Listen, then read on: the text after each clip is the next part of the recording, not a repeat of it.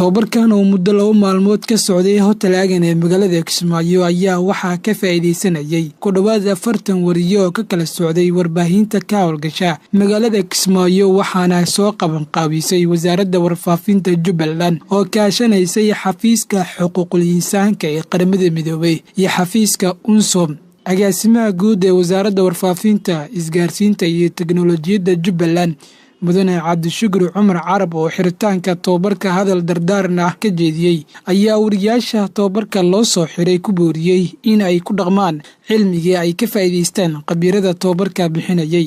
farxad weyn bay inoo tahay inaan maanta soo gabagabeynay seminaarkii 2 maalin aan soo wadnay oo ku salaysnaa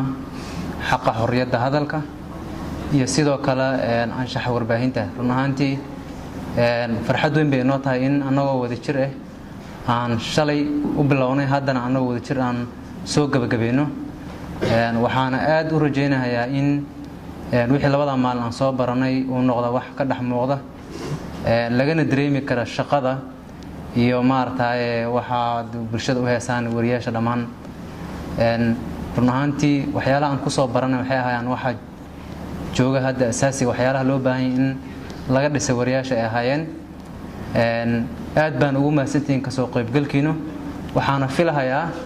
inaan sii wadi doono tababarada noocan oo kale oo sare loogu qaadayo xirfadda iyo tacliinta wariyaasha wasiirka wasaaradda warfaafinta isgaarsiinta iyo teknoolajiyadda Jubbaland mudane Cabdinuur Cali Aadan ayaa soo xiray seminaarka lagu baranayay anshaxa saxaafadda iyo xeerarka caalamiga ah ee xuquuqul insaanka oo hadal kooban ka jeeday madasha waxaana uu yiri kala uu jiri doona hadii Ilaahay raa hal xaraf likii maanta ku siyaadiyo waa wax aad iyo aad u qiimo badan hal eray nikii wax ku siyaadiyo maalin waxaan fiirsanay Ramadaankii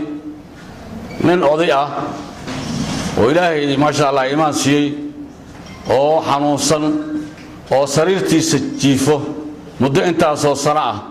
أي اللبدي سوي الأسرع أول عليه قرآن كفسر كيسي قرآن كذا يقول لما ين رمضان كده حيس ولا ما ين وواحد برع يهد ما شاء الله ويل شاس لا إلهي هبركيه والد كي أي قرآن كبري أي دبوا عليين أي أسقي برين فسرات دي سنة برين قرآنكي يقول لما ين أسوأ حنوصل وإيمان آدي وقيمة بدل وحي وانا واليري نفتينا وحن كل دردار مايا إن نكستا وإسك إلى ليو نبي صلى عليه الصلاة والسلام وحيري حبنت كليا هدي لغرنا بدقلا خوفك بني آدمك الجنة جين كرتا وعرب كذا عرب كاس حلقة نقول بوها كنت لقلا قف إسلام إنه سكت من ورا نجري وكشيء هدي لا يرى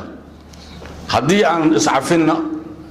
هدي وحنا كلنا عن إسعافنا هنا وزارة ورفافين تقضي عن دي هاي بني آدم هاي وانقلت مكرا وحصنا إن لي ماذا وظفر يصنع ليلة هذا وزير انت ساجرته tababarkan oo lagu baranayay anshaxa saxaafadda iyo xeerarka caalamiga ah ee xuquuqul insaanka ayaa noqonaya kii ugu horeeyay ee ay wasaaradda warfaafinta ugu qabatay wariyaasha ka howlgala warbaahinada Jubbaland ee magaalada Kismaayo Cabdi Abshir Yuusuf raadiyaha TV-ga dowlad goboleedka Koonfur Galbeed magaalada Kismaayo